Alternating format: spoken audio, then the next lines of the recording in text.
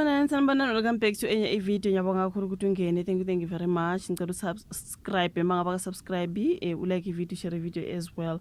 Unodabule lwavela lana you guys ngokushona ukaMama uCynthia Shange.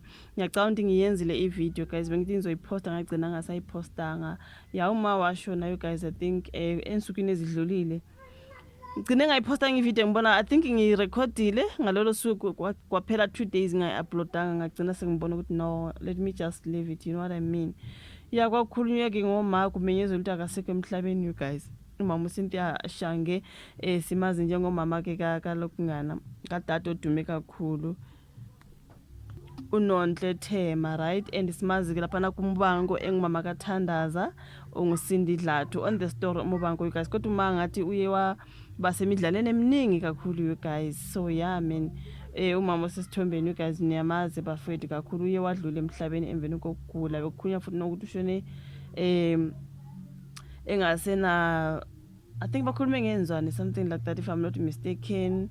Yeah, so it's so bad lana ke bakhuluma ukuthi umndeni kaMama Cynthia Shange odlule ngomsombuluko ngezintatha kwesinye sezibhedlela zaseThekwini ngomba kokugula isikhathi eside. Usucela ukuthi ke inkonzo yakhe yokumgcina eyokugcina yokumfihla ihanjelwe umndeni nezihlobo eseduze kuphela, ingaze yahanjelwa ke ngabantu abaningi umphakathi. Let me see on that particular official statement.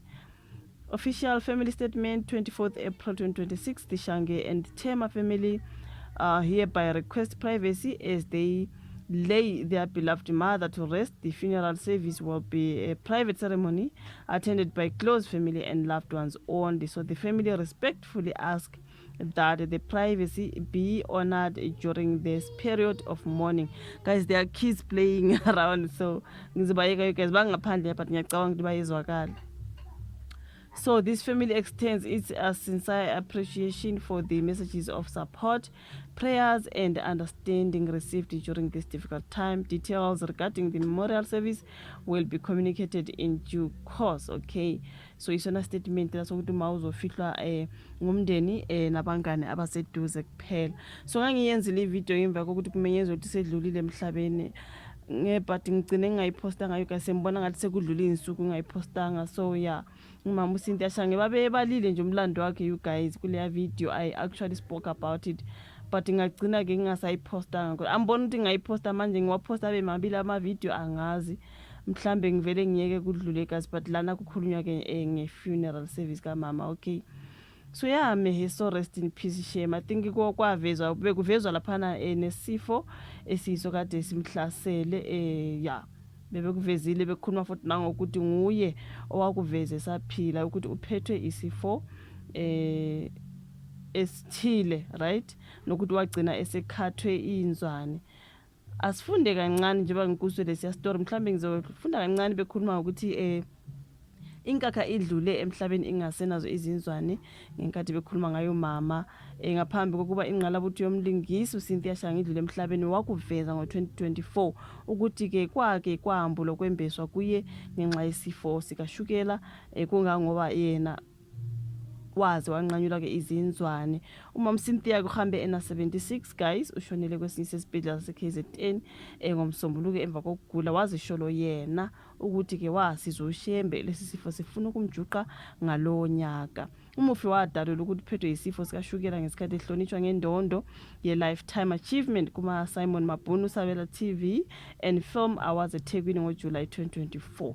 Wathi lesi sifo saqala ukumxina ngo-2018 kangangoba wagcina eseqiqa esibhedlela futhi nodokotela baze bafuna nokumnqamula umlenze. Uthi ke bengizokwamukela lo mklomelo kusho uMama ngaleso sikhathi samukela indondo, bengizokwamukela lo mklomelo ngiqhutshwa njengoba ke kodwa ngibonga umusa kaNkulunkulu esho khona ngo-2024 waze wasizwa ukuqamba amanga kodokotela ukuze ke abangamnqamuli umlenze.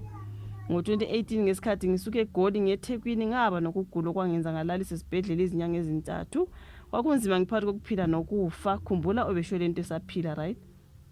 Ngibonga uShembe ngokungisindisa impilo yami, sengiphelele ithemba ngase ngezi meeting ngokubatshela ukuthi nginesivumelwano engisenzile sokuqopha ifilimu esingangenza ngihlawuliswe u5 million rand uma ngisephula. Bafonela indodakazi yami ukuba ke izosayina amafomu ukuze nginikezwe ama-antibiotics. Esikhundleni sokunqanyula umlenze, uCynthia uthi wagcina enqanyulweni izinzwane. She had to make a plan ukuthi bangamnqamula umlenze because bagcina bemnqamuleni inzwane. So bebekhuluma futhi ngokuthi mama udabuka engaseLamontville, yazi yamemeza lengane. Umama udabuka ngaseLamontville waba ngunobuhle wokuqala omnyama. Okay, waba ngunobuhle wokuqala omnyama wakuleli kumele iNingizimu Afrika ku-Miss World eLondon ngo-1972. Wathola ke nenqayizivele yethuba emva kokuhlabana ke ngesicoco sika Miss Black South Africa ngenxa yokuthi ngezikhathi zobandlululo abantu abamnyama babengavunyelwe ukuqhudelana nezinye izinhlanga. Nakhona Miss World waphuma endaweni yesihlanu okwenza amantombazana amnyama aba nogqozi nofuqufuqu lokungenelela imiqhudelano yonobuhle kusukela ngo-1992. Kagcina ngalapho kumama uqhubekile nokuvelela endimeni yokungcebeleka mhlambe njengoba ke waba umlingisi oqavile efilimini yokuqala ende yesiZulu eyayithi Deliwe, lapho uCynthia ayilingisa khona noSimon Mabhunu Sabela, uNdaba Mhlongo, uSydney Chama, uRoland Mqwebu, Patience Africa, uMaurel Msimang, June Buthelezi, Joma Fela nabanye nje abaningi ababaliwe.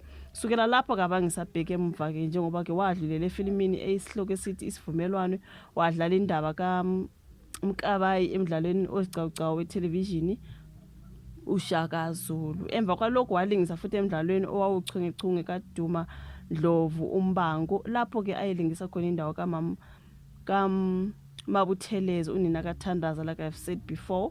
So ngenxa yeqhaza ke lakhe emkhakheni wezokulingisa, uCynthia uhlonishwe ngomklomelo we-Lifetime Achievement kuma-South African Film and TV Awards, ama-SAFTAs, nakuma-Simon Mabhunu Sabela TV and Film Awards. Ushiye emhlabeni kamadodakazi akhe uSihle nosaziwayo wethelevishini Nonhle Thema, namadodana uAyanda noBanele Thema, nabazukulu nesizukulwane. So ngokwestatimende ke somndeni, imininingwane yomngcwabo isazomenyezela njengoba ke sesishile in the beginning of a video, sebememezela ukuthi bacela umndeni isihlobo nabangani abaseduze kuphela. Iyona into besithi asikhulume ngomama. Ngangiyenze leyo video guys, kwasho ukuthi angisayi-uploadanga. So bese ngithi angibuyele emuva siyozwa ngodaba lwakhe igazette belibhale phansi. So kulesi ke bengikutshela sona ekuqaleni istatement nje sokuthi uzofihlwa kanjani, uzofihlwa ngobani. Kusho ukuthi ke akudingeki nje bonke abantu, only the family and close friends njengoba sisisho lesi statement. Ngathi umoya kungaphumula wafethu mama. Mina ngimaze kakhulu kumbango bafethu ke engumama kaThandaza. What a pity, shame man. May he so rest in peace. Asibonane ku video elandelayo. Bye.